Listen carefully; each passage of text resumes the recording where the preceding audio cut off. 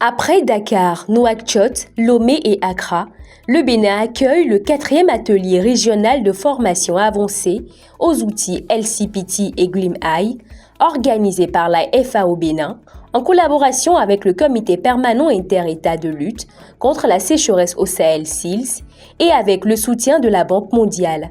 L'objectif principal du projet est d'améliorer la qualité des données sur le pastoralisme dans la sous-région, tant sur les plans économiques, social qu'environnemental. Dans le cadre de la mise en œuvre de ce projet, il est question vraiment de conduire des études de prospective pour aider les politiciens à la prise de décision, parce que nous avons à cœur 2 outils. Le premier outil qu'on appelle outil d'aide à l'investissement et à l'élaboration des politiques dans le secteur de l'élevage qu'on appelle en acronyme LCPT. Et le deuxième outil qui l'accompagne, c'est le modèle mondial interactif d'évaluation environnementale dans le secteur de l'élevage. Ces outils contribuent à élaborer vraiment, à réaliser des études d'analyse prospective dans le secteur de l'élevage, en particulier dans le secteur du pastoralisme. Et ce dernier atelier sera fondé sur les investissements, c'est-à-dire en cas de sécheresse ou de crise, comment on peut anticiper, comment on peut faire pour résoudre ces problèmes concernant des sécheresses, de mortalité du cheptel, des raretés de pluie. Pour notre contribution, nous, pour la Mauritanie, on a essayé de collecter le maximum de données concernant l'élevage, les typologies, c'est-à-dire les classes d'âge, de différentes catégories. On a fait ce qu'on appelle le FBS, le Feed Balance Sheet, c'est-à-dire le bilan adéquation entre le disponible et les besoins de notre cheptel.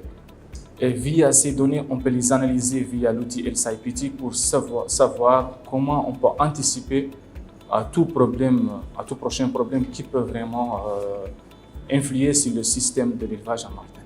Le processus de formation de LCPT a débuté en 2023 et s'est poursuivi jusqu'à aujourd'hui, qui est le 4e atelier.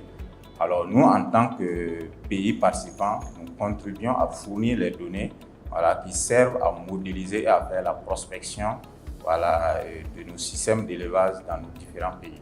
Le secteur de l'élevage contribue beaucoup à la sécurité alimentaire dans la sous-région. Cependant, ce secteur fait face à de nombreuses contraintes qui, en tout cas, limitent son développement. Donc, entre autres, nous allons parler un peu des impacts de la sécheresse, des systèmes d'insécurité qui vivent un peu dans la sous-région et aussi la compétition autour des ressources naturelles, notamment avec d'autres secteurs, dont l'agriculture et l'urbanisation grandissante. Notre projet d'assistance technique vise à former les 9 pays qui sont bénéficiaires de ce projet à des outils que propose la FAO pour argumenter, construire un plaidoyer pour investir dans l'élevage, pour construire des axes stratégiques, des priorités, transformer vraiment, accompagner la transformation du secteur de l'élevage de manière durable. Et donc en proposant un argumentaire chiffré, que ce soit en termes de retombées économiques pour l'éleveur, quelle que soit l'intervention que vous allez choisir dans le secteur de l'élevage.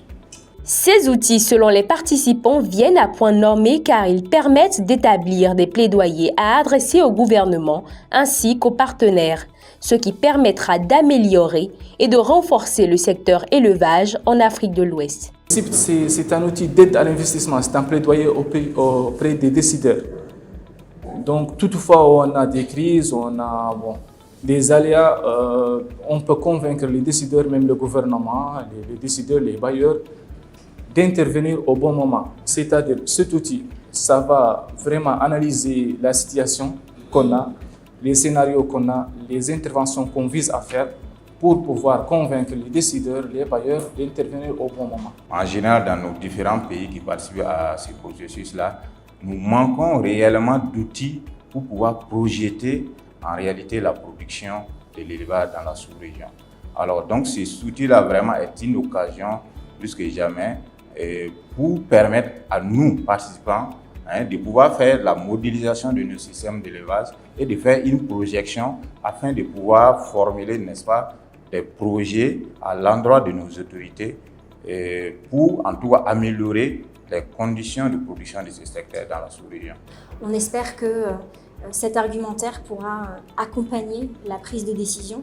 C'est un type d'argumentaire et de plaidoyer qui pourra accompagner la décision auprès des ministres, le ministre de l'élevage, mais aussi le ministre des Finances et des bailleurs de fonds aussi, pour convaincre davantage donc les bailleurs de fonds d'investir dans l'élevage au vu des retombées positives. Rappelons que cet atelier se tient du 9 au 13 juin 2025 à Cotonou et réunit des experts en élevage et économistes. La FAO et ses partenaires, à travers ces outils, veulent contribuer au développement durable du pastoralisme en Afrique de l'Ouest.